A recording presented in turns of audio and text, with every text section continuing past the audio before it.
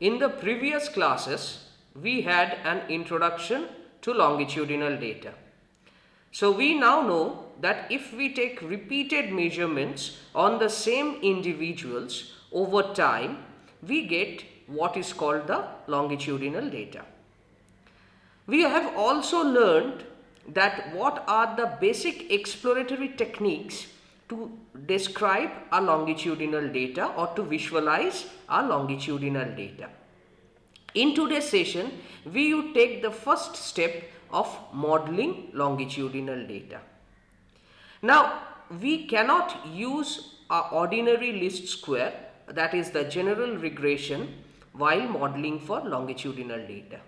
The reason being that since we take multiple observations on same individuals, these observations are correlated. And we need to accommodate this correlation in the modeling scheme. So in this session, we would see what happens if we apply ordinary least squares on a longitudinal data, and then we would see how we can extend that into something called a general linear model. So we start with the simple ordinary linear model and then we extend it into a simple general model. In the next session, we would actually analyze the general linear model. So in this session also, we would introduce one data set called the Sitka data, and we would see what are the features and patterns present in the data, so that while we analyze the data set in R, we do not need to go back and describe the data set. General linear model for longitudinal data. So as we all know that in ordinary linear model, we use the ordinary least square to find the parameters. Now conventional linear models are used for the general cross-sectional data, or the ordinary least squares are used for the cross-sectional data where there is no correlation. General linear model is the next step where the interest is on the inference about the parameters, keeping in consideration the correlation structure of the data. Now there can be two ways while dealing with this general linear model. One is the explicit parametric models of the covariance structure as used, but often the explicit parametric models are not known. So we also need to study about the inferential methods which are robust to misspecification of covariance structures. So in this general linear model series, so that is for this session as well as for the next session, we would be seeing how to model longitudinal data based on the consideration that there exists a correlation structure and we need to incorporate that correlation structure in the modeling. Now how do we specify the general linear model? We assume that the data is complete, that is there is no missing, and balanced, that is every individual has been measured the same number of times. In mathematical notation, we can say that Tij, that is the time point of the jth measurement for the ith individual, is equal to Tj, and j runs from 1 to n for all I equal to 1 to m, where m is the total number of individuals who are measured repeatedly. Now what does the general linear model assumes? The general linear model assumes that the subjects are independent, and it also assumes that given xi, that is the matrix of covariates or explanatory variables, expectation of yi given xi is equal to xi beta. That is, the mean of the response is modeled through xi's and betas in the form xi beta, which is a linear model. And note that this is the standard assumption of the ordinary least squares or the ordinary linear model. But we have an additional assumption for general linear model. And the additional assumption is that variance of yi given xi is equal to sigma I. That is, the variance given the explanatory variables is equal to sigma I. And sigma I, or the capital sigma I, can be written as sigma square Vi. Now this is where it starts to differ from ordinary least squares, where it is assumed that variance of yi given xi is equal to sigma square capital I, that's the identity matrix. But here the variance is not an identity matrix, because yi's are correlated, or yij's are correlated for a given I. So this leads to a sigma square Vi form of the variance covariance matrix. And finally we assume that yi, or the vectors of the ith observation, follows a multivariate normal distribution, and from the above assumptions the mean comes out to be xi beta and the variance comes out to be sigma I. Now the advantage of incorporating, or the advantage of introducing sigma I is that sigma I allows for the dependence among measurements of the same unit. So if we look at capital sigma, which is the covariance matrix or the variance covariance matrix of entire set of all observations, that's capital Y, that is y1, y2, like this, what we get is capital sigma is a block diagonal matrix where every diagonal matrix is sigma I. That means for the first diagonal matrix it is sigma 1, for the second diagonal matrix it is sigma 2, for the final diagonal matrix it is sigma n. And the idea is that we are still interested in beta, but this time whatever inference we make on beta should be done after adjusting for sigma. And to do that, we need to estimate or make an assumption about sigma. Now we can take different forms of the variance covariance matrix or sigma I. For example, if we assume that the correlation between any two observations of a given individual is fixed, then what happens is correlation of yij, yik equal to rho for all j not equal to k. And I can write sigma I, capital sigma I, is equal to sigma square V naught, where V naught is a structure which is called the uniform or the compound symmetry or the exchangeable correlation. And the structure looks like this, that on the diagonal elements we have the ones, and on the off diagonal elements we have the rows, which is the common correlation between any two measurements of the same individual. And note that this structure is rightly called the uniform correlation because the correlation is same for all pairs of observation. Another sort of correlation can happen if we think in this fashion, that measurements closer to time are more correlated than measurements which are far away. And a typical correlation or a typical correlation structure of this kind is called the autoregressive structure.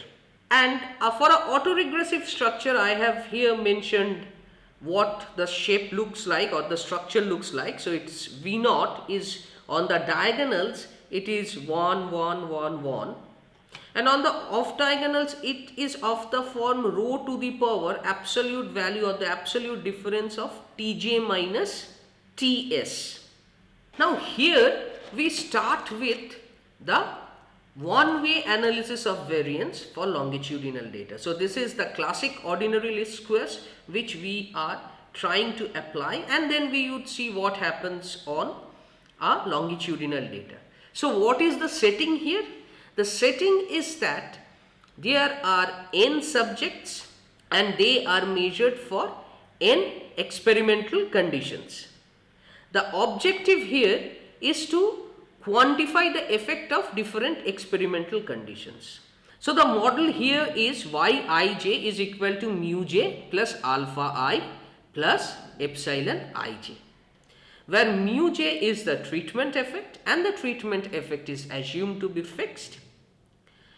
Also note that we have multiple measurements on the same person or the same individual, and that is characterized by alpha I, which is the ith subject effect. So alpha I is the subject effect and it is random.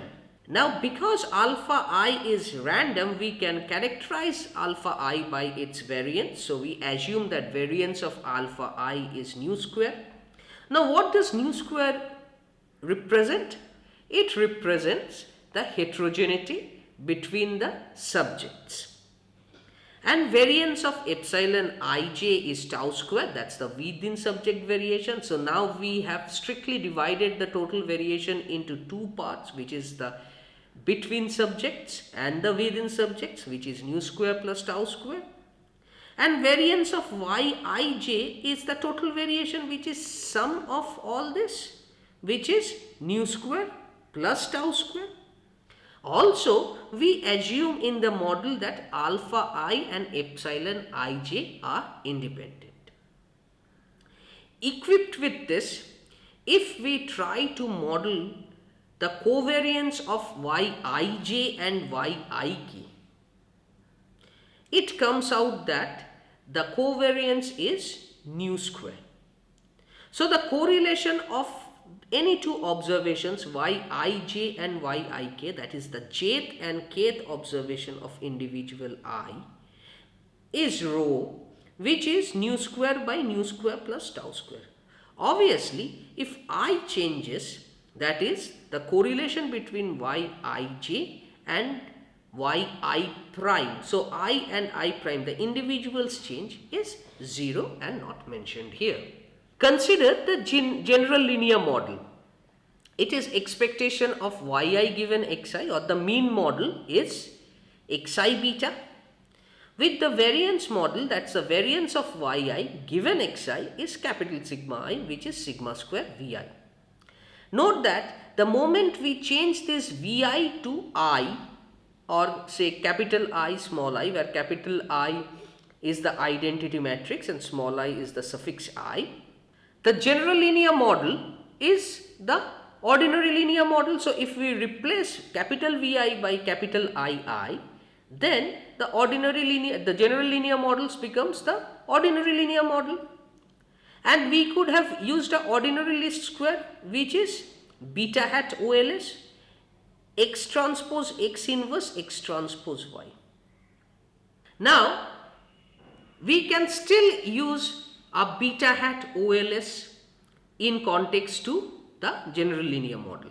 That is, forcefully we can assume that capital Vi equal to II, and we can use the OLS estimate of beta. But what would be the problem? First of all, if we use the OLS estimate, we would see that the estimate is unbiased, but it would not yield the usual variance of the OLS estimate, which is sigma square x prime x inverse. So, although beta hat would be unbiased, the inferences based on the OLS estimate of variance beta would be inefficient. Now, just to prove that it's unbiased, we can take expectation of beta hat OLS. So that is nothing but, if we do the computation, it comes out to be x prime x inverse x prime expectation of y, and just replacing expectation of y by x beta, we would get this to be beta. If we do the computation of the variance, now let's do the computation of the variance. So if the same procedure, but this time we have variance of beta hat OLS, and variance of beta hat OLS is x transpose x inverse x transpose y, variance of that. So assume that x transpose x inverse x transpose to be A. So it would be A variance of y A prime. And now we know variance of y is sigma square capital V, where capital V is block diagonal V naughts. And this comes out to be sigma square x transpose x inverse x transpose capital V x transpose x inverse. Note that if this capital V had been capital I, that's the identity matrix, then x transpose x inverse here in the first and then x transpose x inverse would have cancelled out, and we would have been left with sigma square x transpose x inverse. But since that's not the case, we cannot say that variance of beta hat OLS is equal to sigma square x transpose x inverse for a general linear model. We would introduce in this session the Sitka data. Now the Sitka data is in the package mass, and this has measurements on the log size of 79 Sitka spruce trees. Of these 79 trees, 54 were grown in ozone enriched chambers and 25 were in control. And for each tree the size was measured 5 times at roughly monthly intervals. So the natural question here is ozone and control, if we assume ozone and control to be two different treatments, then what are the treatment effects? Does ozone or control trees grow at a larger rate? Now these sort of questions can be asked. If we use library mass and then write head Sitka, what we would get is the head of the data frame, which has 4 columns: size, which is the log size; time, that's the day of the measurement, 152, 174. So if we see, the difference is roughly 30 days or a monthly measurement sort of a thing. Then tree is the indicator. So 1 stands for tree 1, and then treat, that is the treatment. So either it's an ozone or it's control. Now one way of exploring the data is using the lattice package and then having 2 plots simultaneously, one for the control and one for the ozone. So this is precisely what I have done. I am not going into the details of the R code. We have done this in the previous one. So we are using the XY plot with the panel functions, and then above that we have plotted the panel dot lowest. That means we have just used a semi-parametric smoother or a non-parametric smoother and have seen what is the trajectory, and just by eyeballing it seems that the trajectory of the control is a bit it's higher than the trajectory of the ozone. Now what about the variance structure? Now to get an idea of the variance structure, we need to reshape the data. Typically the Sitka data is in a long format. What is a long format? Now while analyzing longitudinal data in R, we would be seeing all through that the analysis becomes easier when the data is in long format. That means each individual is measured one by one and each measurement forms one row. The wide format, on the contrary, is each for each individual, each column of measurements or each column stands for one measurements. Now we can reshape the data, and to know about the variance structure, we are purposefully reshaping the data from a long to a wide structure, but it is always better to keep the data in a long format. But for this context, what we are doing is we are reshaping the data, and then we are using the reshape function, and interested readers can, or interested users can use question mark reshape to see the details of the reshape function. And then we are giving the column names. So what is happening was, previously these measurements 4.51, 4.98, 5.41 were in one single column. Now they have become one single row.